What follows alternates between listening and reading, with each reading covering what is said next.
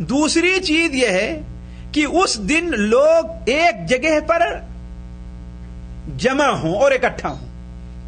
اور تیسری چیز عید کے مفہوم میں یہ ہے کہ اس دن کچھ خاص قسم کے کام کیے جائیں. یہ تین چیز جہاں پائی جائے گی وہ چیز عید کہلائے گی. ذرا غور کریں گے. پہلی چیز کیا ہے کہ وہ خواہ ہفتے میں ہو یا مہینے میں ہو یا 6 مہینے میں ہو یا سال بھر میں ہو یا 2 سال 3 سال 6 سال 7 سال میں ہو, وہ دن واپس آئے, ہے نا. اور دوسری چیز کیا ہے کہ اس دن لوگ کسی خاص مقام پر جمع ہوں. اور تیسری چیز یہ ہے کہ اس دن کے لیے کوئی خاص کام کیے جائیں. یہ تین چیزیں جہاں پر پائی جائیں گی اسی چیز کو کیا کہا جائے گا؟ عید کہا جائے گا. اسی چیز کو. اب ذرا دیکھیں کہ جس چیز کو ہم عید کہتے ہیں اور تہوار کہتے ہیں, یہ تینوں چیزیں اس میں پائی جاتی کہ نہیں پائی جاتی ہیں؟ وہ بار بار واپس بھی وہ دن آتا ہے. بہت سے تہوار کے اندر لوگ ایک جگہ پر اکٹھا بھی ہوتے ہیں, اور ہر تہوار کے لیے کوئی خاص کام ہے جو کیے جاتے ہیں, چاہے کھانے پینے کے کام ہوں, چاہے کھیل کود کے کام ہوں, ہے کہ نہیں, چاہے بات چیت کے کام ہوں, چاہے تقریر کے کام ہوں یا عبادت کے کام ہوں. کوئی نہ کوئی کام خواہ دنیاوی ہے یا دینی ہے وہ کام ضرور کیا جاتا ہے, اور یہی چیز عید کہلاتی ہے. اسی چیز کو ہم لوگ ہندی میں کیا کہتے ہیں؟ تہوار کہتے ہیں. دیکھیے, ہر قوم کی اور ہر ملت کی, ہر جماعت کی کوئی نہ کوئی عید ضرور ہے. دنیا میں کوئی ایسی قوم نہیں جو عید نہ مناتی ہو, اور ہر قوم اپنے اعتبار سے عید منایا کرتی ہے. ہر قوم اپنے اعتبار سے عید منایا کرتی ہے. خود اللہ کے رسول صلی اللہ علیہ وسلم کا فرمان ہے, لِكُلِّ قَوْمٍ عِيدًا وَهَذَا عِيدُنَا. ہر قوم کی کوئی نہ کوئی عید اور تہوار ہوتا ہے, اور یہ ہماری عید کا دن ہے, یہ ہماری عید کا دن ہے. لیکن دیکھیے, ہماری عید غیر قوموں کی عیدوں سے متعدد اعتبار سے مختلف ہے. یہ چیز ہے جو سمجھنے کی ہے, یہ چیز ہے جو سمجھنے کی ہے کہ ہماری عید غیر قوموں کی عید کے مقابلے میں کئی اعتبار سے مختلف ہے. اللہ تبارک و تعالی نے ہماری عید کا معاملہ خالص اپنے پاس رکھا ہے, اس لحاظ سے کہ دوسری قومیں اپنے کسی بڑے شخص کے پیدائش کے دن کو عید قرار دیتی ہیں. کوئی خاص واقعہ کسی تاریخ کو پیش آ گیا تو اس کو عید منا لیتی ہیں, جیسے یوم آزادی ہے, گاندھی جینتی ہے, کنہیا کا جنم ہے کہ نہیں ہے. کوئی خاص حادثہ کہیں پیش آ گیا اس کو عید بنا لیتی ہیں. لیکن اللہ تبارک و تعالی نے مسلمانوں کی عیدوں کو اس سے قطعاً مختلف رکھا ہے. اللہ تبارک و تعالی نے اپنی حکمت سے اور اپنے علم کے مطابق اللہ تبارک و تعالی نے اپنے بہت بڑی ایسی مصلحت, جس مصلحت کو ہم اور آپ سمجھ نہیں سکتے, اس بنیاد پر اللہ تبارک و تعالی نے مسلمانوں کی عید کا دن متعین فرمایا ہے. اور وہ دن کتنے ہیں مسلمانوں کی عید کے؟ خصوصی طور پر 3 ہیں. وہ کون کون سے ہیں؟ عید کا دن ہے, بقرعید کا دن ہے, اور عید میلاد النبی ہے. جی ہاں, جمعہ کا دن ہے. یہ 3 دن مسلمانوں کی عید کے ہیں.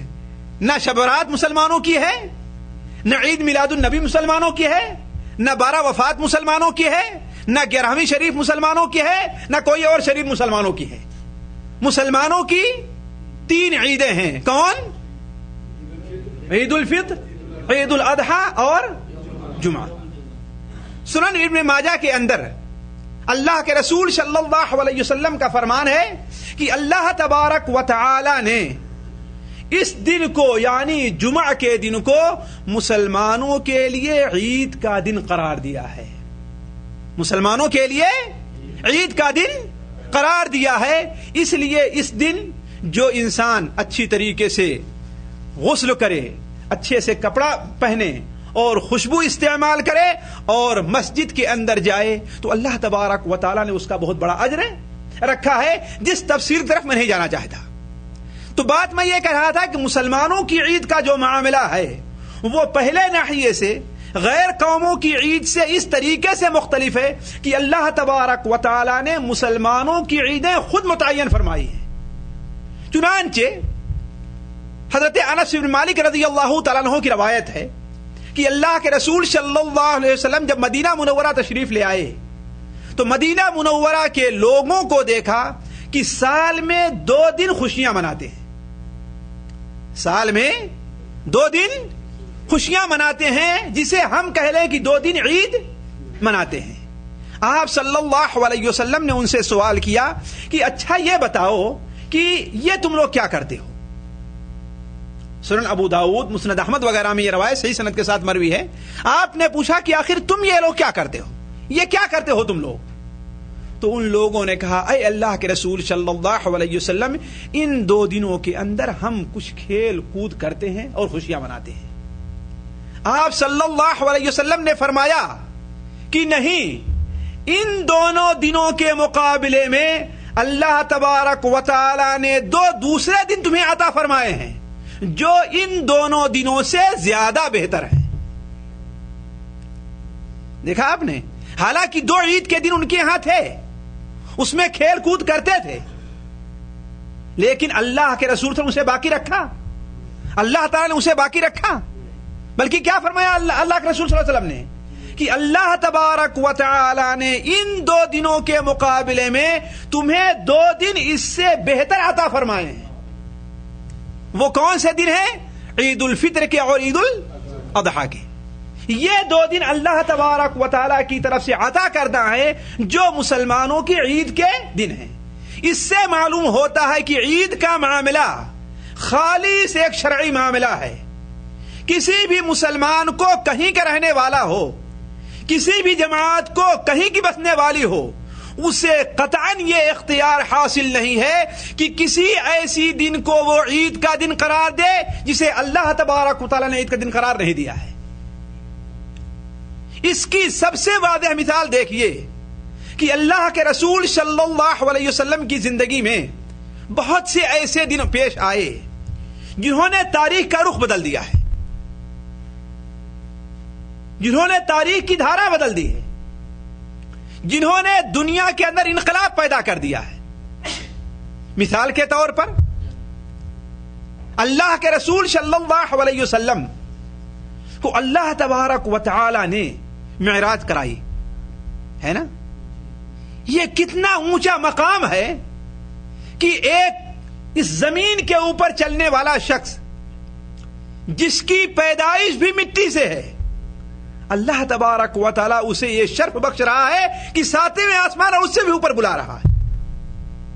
یہ عزت ہی تو ہے نا, یہ مقام ہی تو ہے نا. اور یہ بھی نہیں, وہ شخص جسے مکے کی گلیوں میں دھتکارا جا رہا ہے, جسے مکے کی گلیوں میں دھتکارا جا رہا ہے, جسے مکے کی گلیوں میں چلنے نہیں دیا جاتا, اسے یہ مقام دیا جا رہا ہے کہ آسمان کے فرشتے, اور ایک آسمان نہیں 7 آسمان کے فرشتے اور وہاں پر موجود انبیاء علیہم الصلوۃ والسلام اس ذات کو خوش آمدید اور اہلا وسہلا کہہ رہے ہیں, اسے ویلکم کہہ رہے ہیں. ہے نا یہ مقام, کتنا بڑا مقام حاصل ہو رہا ہے. وہ شخص جو خانے کعبہ کے اندر کھڑا ہو کر کے اپنے 2 3 4 ساتھیوں کو ایک ساتھ نماز نہیں پڑھا سکتا, ان کی امامت نہیں کر سکتا ہے, اسی ذات کو اللہ تبارک و تعالی یہ مقام دے رہا ہے کہ 1,24,000 انبیاء کی امامت کر رہا ہے نا. لیکن اتنا مبارک دن ہے اس ذات کے لیے, اس کے باوجود بھی کیا اللہ کے رسول صلی اللہ علیہ وسلم نے اس دن کو عید کا دن قرار دیا؟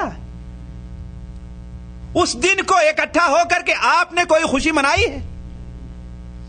لیکن دیکھیں کتنا عظیم دن ہے.